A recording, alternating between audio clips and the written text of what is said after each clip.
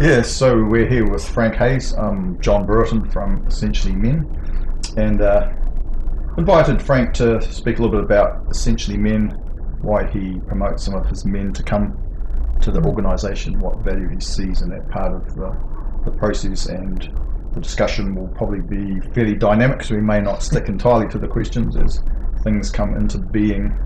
Then we'll see if they manifest themselves in some way.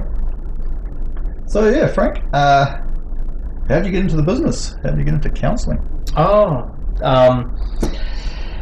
Yeah, I did started when I was in my teens, late teens, early 20s when I was at university. It was that sort of classical American summer camp. Right. Even though I'm Canadian, but that Canadian summer camp situation. Worked at children's camps, and then I was doing a degree in child psychology, and then did a master's level degree in child psychology beyond that, and assessment and counseling and stuff. And then over the years, so I've been working 30 years now, and as a psychologist, child and family psychologist, and working with men. And those are my interests, and so it just sort of evolved over the years, is that working with children, adolescents, and then men. And I was joking historically that it was the minority groups I was working with, harder to engage the kids and adolescents sometimes, and certainly harder to engage the men, which has changed over the years. It's been, particularly in the last 10, 15 years, the men have been much more willing to seek support for themselves. Yeah, certainly it seems like there's a more recent drive to make mental health more accessible to men. The messages that I think I got as a child was you don't tell anyone, and you keep it all to yourself, and if you're stoic and can be the rock in the family, then that's your role. So I think part of that has been the stigma's been lifted a bit, and I think the other thing is that men are willing to take some more responsibility for things, for recognizing their role, and sort of again recognizing that they don't necessarily need to be on their own with that stuff, and that they're not alone in that. And as you can create a space where they can gain some of that understanding, it helps to normalize things, and feeling less alone is really important. I think one of the things that I've noticed is 20 years ago is that a lot of partners would be calling through for me to see their husbands, and that sort of really dropped down. Is that it still happens occasionally, maybe once or twice a month, and I always say, well, I'm happy to see them, but they've got to call me, and they've got to reach out. Is that so you just encourage them to make that call, and sometimes that happens, but certainly not all the time. Yeah, we noticed that in Essentially Men, lots of women I'm really concerned about my husband, and what do you think about the course? And say Philly's much similar. If we can get him to give us a call, it's always good to make a connection one-on-one. I think one of the things that you guys have done well over the years, in my experience, is once a man's expressed his interest in the course, is you've done a good job of keeping him connected, of keeping him hooked and stuff. I remember when I was doing my course, because I did mine in 2001. So I'd lived here for 4 years, then went back overseas for 4 years, and then came back in 99. And I knew of Rex and the Fatherless Sons book, which interesting. My wife was the publicist for that book, so she took Rex on a tour, on a book tour throughout New Zealand, and so I was talking with him, and I approached Essentially Men because what I was interested in is we got pregnant quite quickly after coming back, and I was sort of like, hey, are there any support for new dads and stuff? And he was like, no, but Essentially Men's probably the best place to get some support for that. And then so it was getting some support for me, and that sort of started to become my area of research from about 2001 onwards, is that to take a look at the needs of expectant and new dads. And so I've spent 20 years researching that area, but a big part of that was through my experience and recognizing that I sort of needed some support in that process, or wanted to be in an environment where I could talk with other guys about that. And that what was I feeling, how did other guys feel about things like that. And EM was a great forum to begin that journey.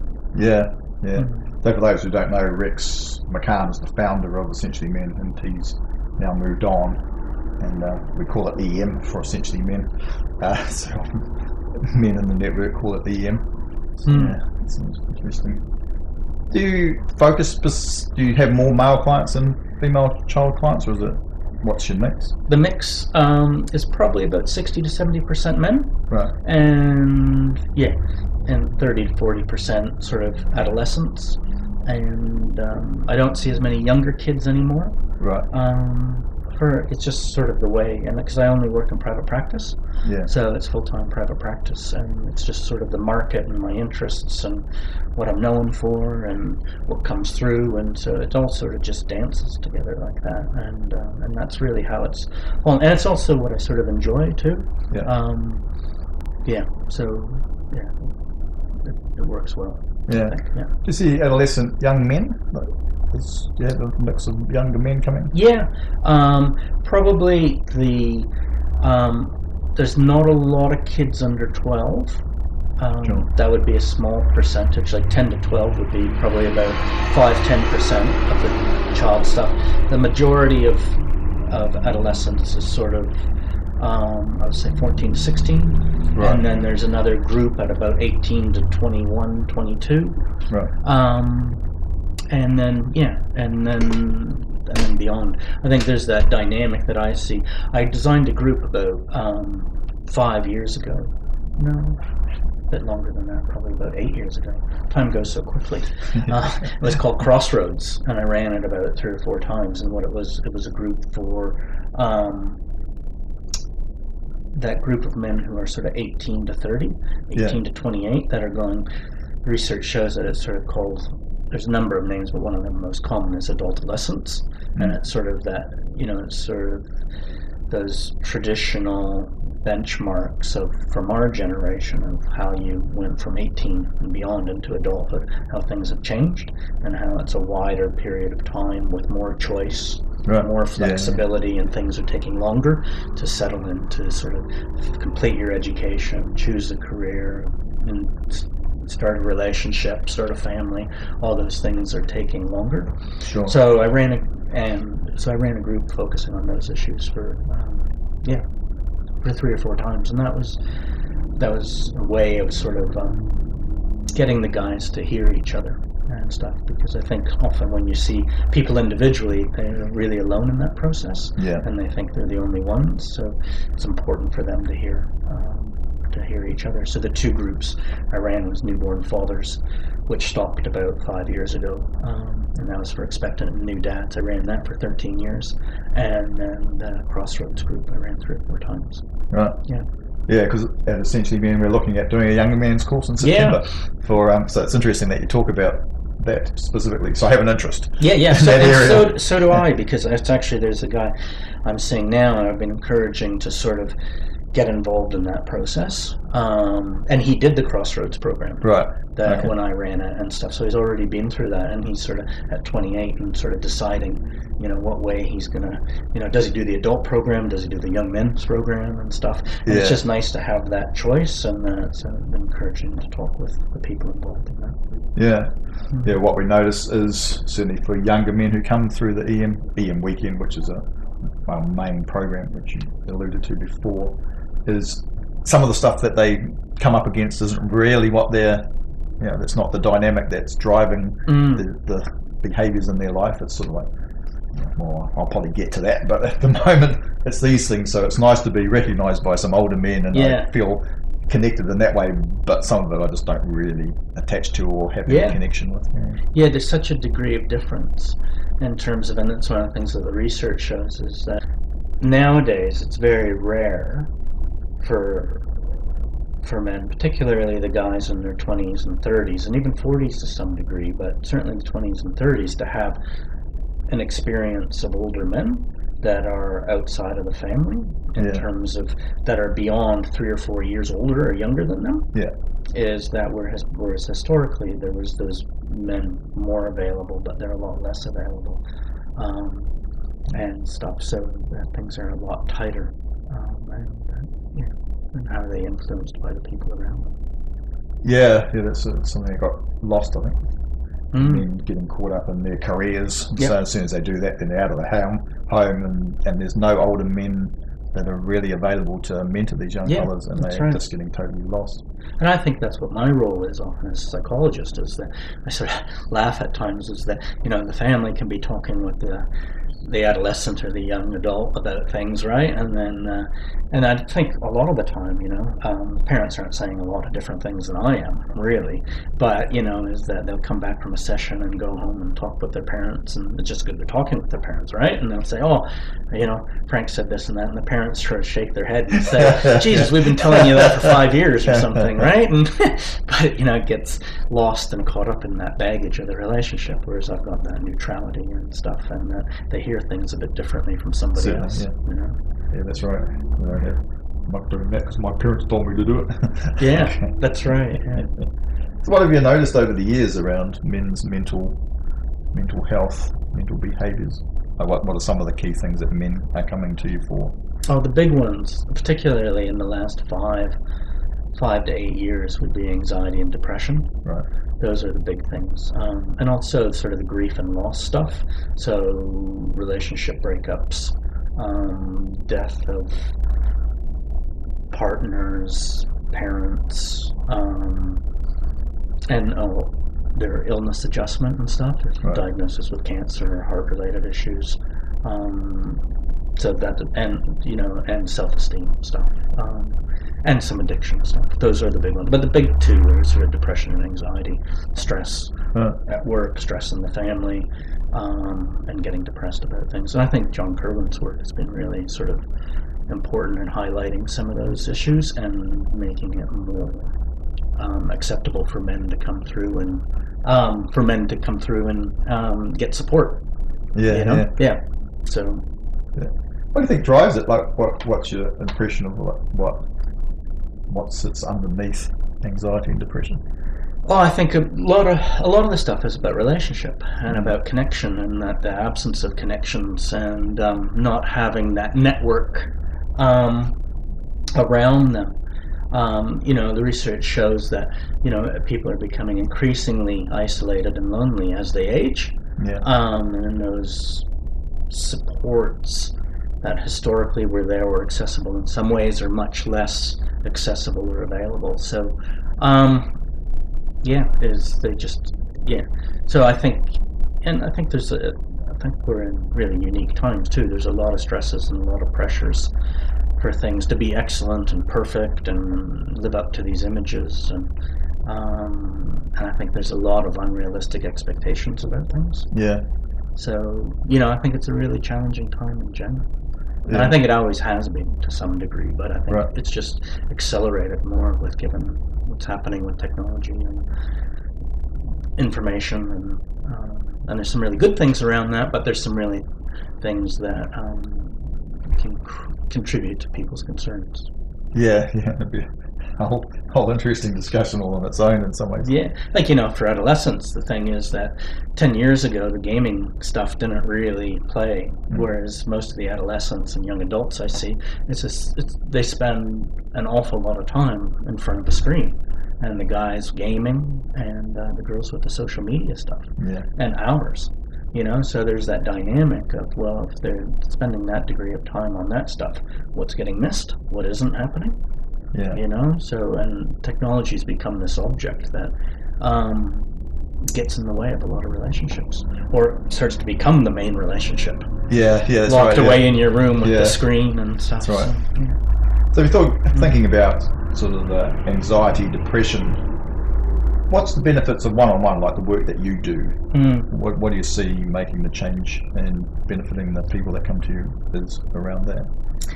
To start to establish a relationship where they can hear themselves talk about stuff. Yeah. And it's private, confidential,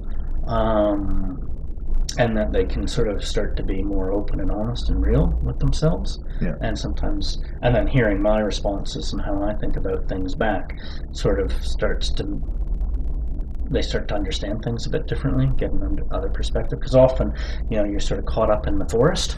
You can't see the forest for the trees when you're in the midst of it all. So, it's just, I think, really challenging sometimes.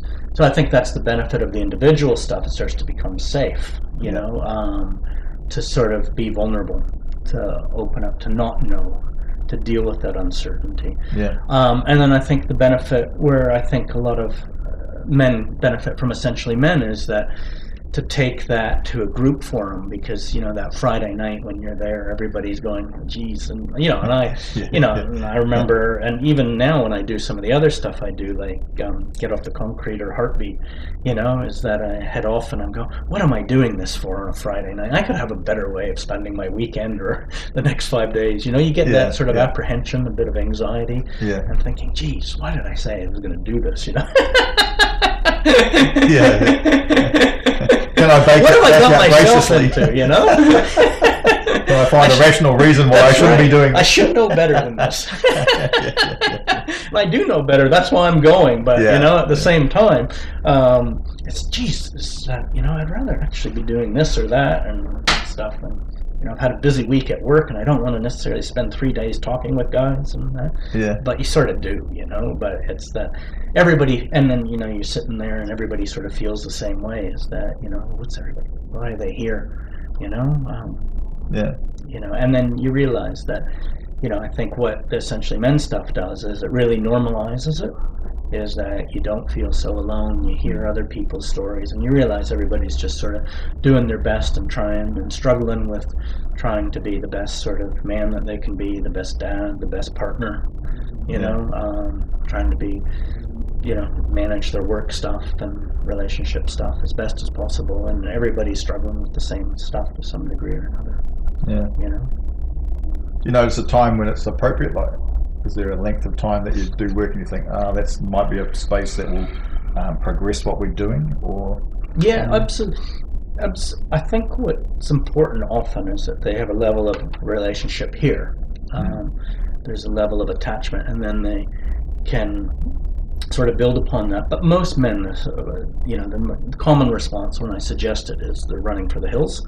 They're not really that interested. A few will take it up, and some guys take it up right away. But that's certainly the minority. The majority, we're talking about it for months, and for some guys, there'll be some men that I see for a period of time, for a couple of years and stuff, and it's maybe longer along that process after 2 or 3 years that they might sort of pursue that. And I think it's a really nice compliment to the work that we do, because they're able to make good use out of the group itself. I think the other big benefit is that the ongoing group that comes after the integration group, that opportunity to have their own men's group, that's not facilitated, that's self-facilitated. I think that's a great support for the men, to have a regular men's group. I know I've been in a men's group for about 15, 16 years now, and I really value that. Although I valued the weekend and stuff, is that that's provided a level of richness well beyond the weekend. And I think I think if men can have that opportunity to continue to meet, and I think, at the same time, I think some of those groups can struggle sometimes too, is that they, a lot of them fall over, and I think it's a different process than being in a group. I remember when I was doing the newborn fathers group, I'd be sitting with the men, and there was always this, and I don't know if I'm not sure if Canadian men are similar or stuff, but certainly New Zealand men, there was this sense of, there was skepticism of professionals. And I would say things, and they would be quite skeptical. But, it was, if the other guys in the group said basically the same thing, they would be, oh, yeah, that's right, yeah, oh, yeah. But if I would say it, they'd think about it more, and they'd go, but if one of the other guys, same thing, they'd just digest it a bit differently. Because it was coming from me, there was a different dynamic going on. But when it was coming from them as a peer, it was like, there's a better connection. They don't project as much stuff onto their peers. I imagine you've become a bit of a father figure. That's probably, it's part of it. That's right, that transferential stuff, it gets played out, And having men go and do Essentially Men and come back into relationship with you in the work, what do you notice? Are there any things that you profoundly notice in the men that has changed or processing? Yeah, I think a greater level of insight Right. and a greater ability to communicate. And, there's sort of more understanding about things and feel, ultimately, what it comes back to all the time is that they feel less alone and more normalized. Yeah. And I think that aloneness can be a really challenging thing for a lot of men. Because I think, often what happens with a lot of men is their social networks are dictated by their partners and by their kids and families and the community and stuff. And the research isn't great for men making new friends after 35 and that are driving relationships themselves. And if they have friends, they often tend to be friends from high school and university and from maybe their early work years and maybe their current work situation and stuff like that to a degree. But it's often not a high level of socialization outside of the work environment. And on the weekend environment, it's driven by the family and sort of partner responsibilities. So they often don't have their own separate or, something just for themselves. Yeah. We certainly notice that essentially a number of men will say, well, I've shared things with a man that I've never shared with anybody, even my close friends. Yeah. So they have close male friends, but they keep it at quite a high level of discussion and more of an intellectual kind of debate or a bit of a jostly kind of jokey, blokey thing, and they never ask the sort of second question or go down into the depth of, well, actually I don't really feel that good. Have those sorts of men available in their lives. That's right. Absolutely. It's that superficial rugby banter. Like, I've played on the same touch rugby team for 12 years, right? And it's the same, and we play, all year round, right? Yeah. And, and still, the guys, we don't really know each other. We do and we don't, but we don't really have any really meaningful conversations outside. And just a different level, but it doesn't have that depth and stuff. And and it's but I think that's the common male experience really is that, and is that often, and the role of alcohol and how that sort of historically sort of opens things up. But it's after 3 or 4 pints, then you really start talking and stuff. And how can you do that without, having the 3 or 4 pints? And sometimes, of course, it's fine to have the 3 or 4 pints. But how do you have those relationships in other ways, over coffee or lunch, where you can just get together? You don't necessarily have to have a project, or go fishing or fix the house or build a deck or something. It's how do you just catch up? Yeah. We certainly notice in some of the men, when a man's gone into grief, men don't really know what to do with a man in grief, like how to either comfort him or just acknowledge that he's in grief, or how to, and they look really, really awkward, in a group setting, and a man's in some grief, and the men are kind of someone will go, that's right. They don't how really do we have fix much this? training, Just that presence and availability is so you don't have to do anything other than just really be there and listen. But it's really hard to do because it often triggers a lot of your own stuff. Sure. Because their grief becomes your grief, and so so you got to be able to contain that. Right. Yeah. Any challenges of having men do Essentially Men that you've noticed?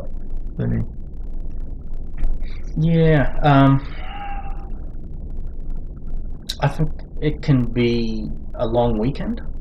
Yeah. And I think there's an intensity of it that, I try to prepare them to some degree, because, but you can only prepare so much, and you don't want to say too much at the same time because you just don't know. It's sort of like every group is different. Yeah. They're not the same beasts. Like I remember when I was doing a lot of the newborn father stuff and doing stuff at the hospital, have the same structure for the group, but the group would be completely different one week to the next. Yeah. Or with this group and that group and stuff, you just never know what you're going to get. So I think that's and dealing with what comes up, and that, because it's sort of it's a long weekend, and I think the other thing is timing's everything. Is sometimes it's the right time for guys, and sometimes it isn't. Yeah, sure. And and you just have to go with that. But I think if you can make that commitment to be there for that Friday night and stick it out for the weekend, and I think that's the thing, is to stay, not to go. And I think, the men are the service team's pretty good at containing that and holding them in there. But I think, I think that's the challenge, Yeah, find ultimately men take responsibility or sovereignty for themselves, and some men will leave and others will allow themselves to be there for the weekend. Yeah. You certainly notice on the Sunday night the difference between Friday night fear, rigidity, and Sunday glowing, laughing is so transformationally available. It's quite great to watch. Yeah, absolutely. And then sustaining it's always, I guess, an interesting challenge. We spoke about men's groups supporting that. Any other ways that you think that men could support each other if they had some skill, or what skills they would want to develop to help support each other? Yeah, it's a good question. I think you just got to show up. You just got to do your best, and I think you just have to, find a way of being together, and whatever that looks like. And you're right, it might be rugby, it might be golf, it might be fishing. And those are, those are really good starts. Yeah. To connect. Yeah. Sure. Anything else you'd like to add? I think we've covered the range of what I was considering. I think, one of the things that's interesting from my research with men, what I've found was over the last 20 years in particular in men's groups, what's really good for men is that they get to tell their story and they get to hear other stories. And that really helps them to feel less alone and to normalize things. And through that, they also get some ideas and tips in terms of how other guys have dealt with things, and sort of helps them think differently about things too. Yeah. And sort of changes their perspective, changes their understanding. And those are really the big things, feeling less alone, normalized, thinking about things differently. And I think sometimes what's interesting with guys too is that they tell their stories, but often they get just as much out of listening to other guys' stories. Yeah. It goes both ways. They can be quiet in a group and not say an awful lot, but they still get a great deal out of it. It's amazing, and I know from sort of some of the psych books and stuff, often the guys really respond a lot to the case studies and other people's stories and seeing themselves in that, and I think in the groups that's what's so rich. So, just because a man might be a bit quieter and might be sharing less doesn't mean they're getting any less out of it. No, that's right, and often sometimes men who overshare are compensating for whatever might be bubbling underneath, so it's a bit of a dance, that one, I think. It is. It's always a dance. It's a good way of putting it. The dance of it. Right. Yeah. Well, thank you for your time, Frank. I appreciate your honesty, and I think in Essentially Men we find sometimes that because we're not psychologists or in a registered body, and we're looking at how to gather men together and have their experience in the weekend, that a number of therapists kind of look at us strangely and go, so how do I trust my clients with you? How are they going to get something out of it? And it's very difficult to explain that one-on-one. Obviously, if they send someone along, then they can get first-hand experience to see what that looks like. Yeah. So I appreciate you speaking from your perspective as 40 years of experience. Yeah, it's interesting. Like with Essentially Men is that, I use it personally. I don't have a professional capacity in there. I'm not on the service team. I don't do any consulting. I just refer men through, really. And I found it a very valuable forum to get support, to help me to do the work that I do. Yeah. And that's, and most of the men I know in the organization don't know what I really do.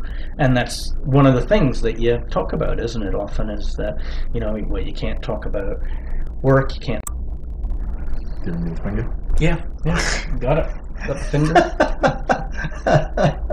So what do you think we were up to, Dennis? Ready to go. So just maybe the question back was, what do you see when men come up? Is that what it was? Partners' responses? You were talking about that you have no inclusion in the network, and that you you were talking about what do you see when men come back.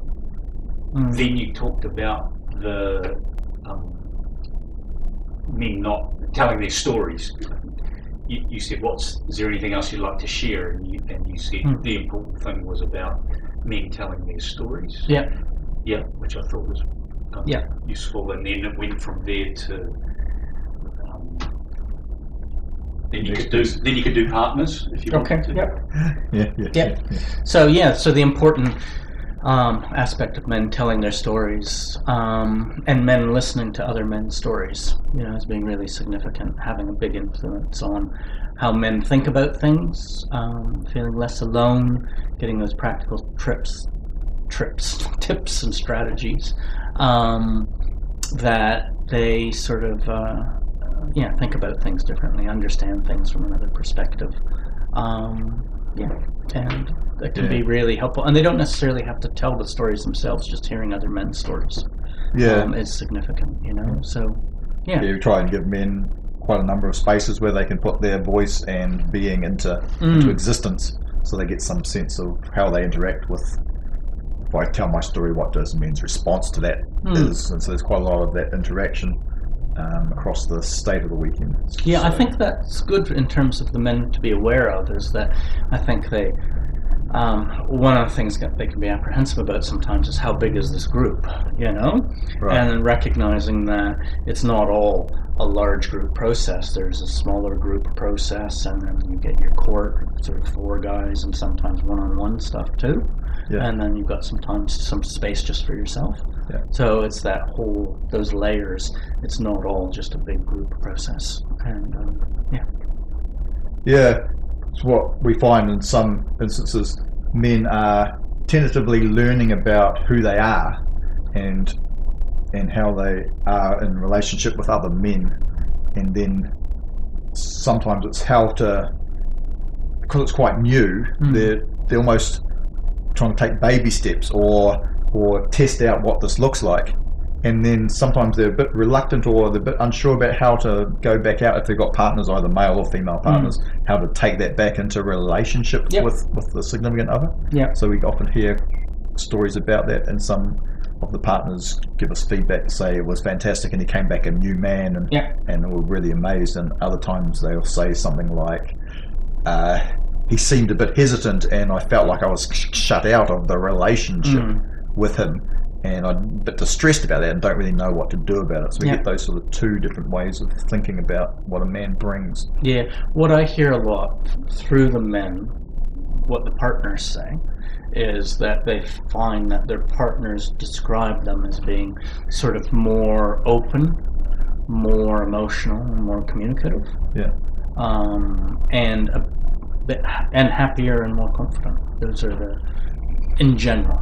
And especially after that, that sort of that window in the first week or 2 after the weekend, and then it gets integrated through the following 6 weeks. But that initial response, when they come back from the weekend, those are the really common things. Do the men speak about any challenges with their partners? Are they stories or themes that you've picked up over time? It changes the relationship, and I think, and that, it starts to begin a process where they might have to work at things from both sides, which is really good, I think, for both of them, because the idea is that the relationship gets stronger because you're not avoiding things, and you and say what you really think rather than what you expect the other person wants you to say. And of course that's a common dynamic, is that is guys have to find their voice and then express their voice, and sometimes that's hard to do. And of course, partners want them to, they're being encouraged to sort of say what you think and feel, but sometimes that's maybe not what they want to hear, and then how do you do that dance around things? Is that it's great that he's talking, but he might not be saying what you're expecting or hoping for, so you both have to do some work around that, Yeah. And it can only be good for the relationship, really, in the long term. But in the short term, it can be quite challenging sometimes. Yeah. So that's one of the consequences. Sometimes people end up going and seeing a marital therapist and get some couple counseling and support that way to, further strengthen the relationship. Yeah. Yes, I know some woman partners do feel a little threatened around men's groups and what are men talking about. They might be talking about me, or some of my confidentiality might be being broken here. Not quite sure how to engage with that part of the relationships, and if they don't feel that there's strength in the relationship to be able to directly talk to their partner about that. Yeah, I think that's really challenging, and I think men often feel similar too, as they can feel threatened by the intensity of relationships that women have with their friends and how they're being talked about and what's being complained about and stuff. So it's just that vulnerability that everybody feels, and that sort of those power and control dynamics in the relationship and how they can be healthier, rather than more sort of destructive. Yeah. So if you were thinking about, I think a statement or a way to, one thing was we have female counsellors who want to know our process to feel safe enough to send some of their clients, and we're very reticent to say, because telling them about the process, if you say you do this and then you do that, then you do that, and then you make a whole assumptions about what those three statements mean, and often they'll go, well, I don't think that's right for the person that I'm seeing. What would you say to women who are counselling men? How they might find to support them, if anything. You may not have That's a really good question. I don't, because it's funny that I did an EM, 2001, right? And then I've done Essence and Crucible and Get Off the Concrete and Heartbeat. So I've been highly involved, but I can't really tell, as a participant, but I can't really tell you what we really did, because it's been so long ago in some ways, and it's just such a unique process. But I think what's probably helpful is that they just have a safe space to explore who they are, and to be a better man, and to be the most authentic and real person that they can be. And to just really trust the process. And you got to trust the process, and you've just got to let things go sometimes, and see what happens. And it's not perfect, like anything, There's always challenges, but you've got to just trust the process. So we're talking about, is ritual and process useful to talk about in that for men to women?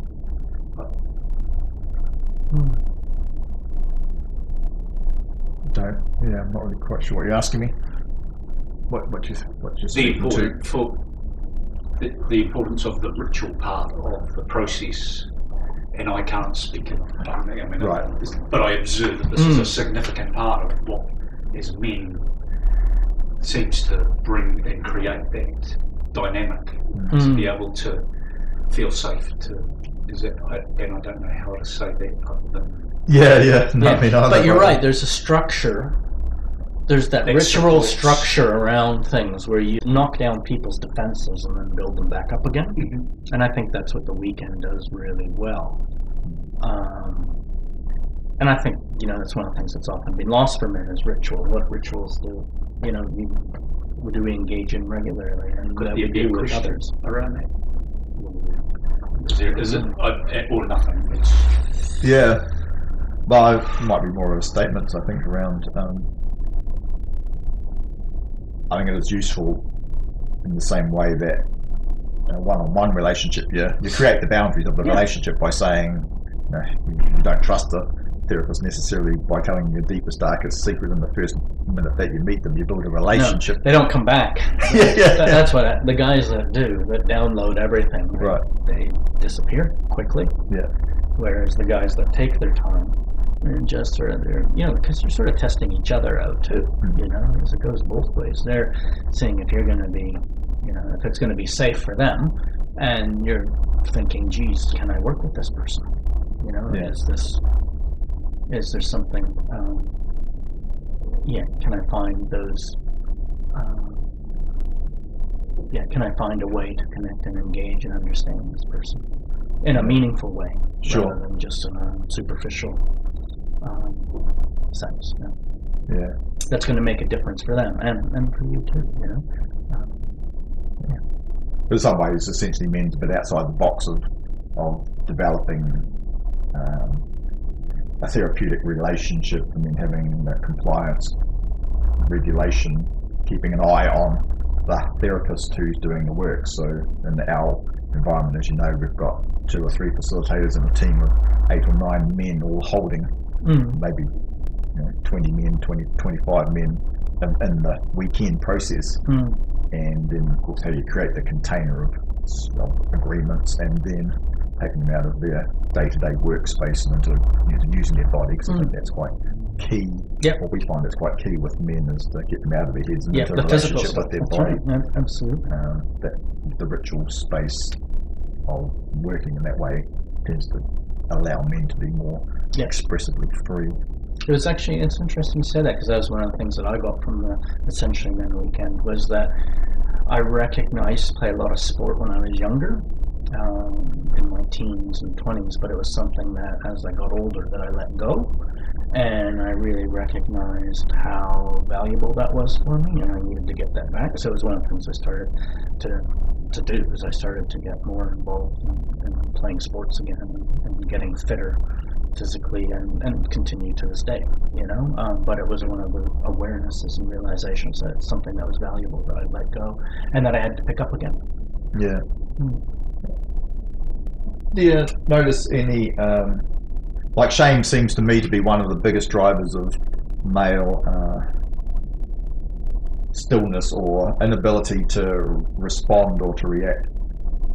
Does shame play much of a role in the therapeutic process that you notice with me?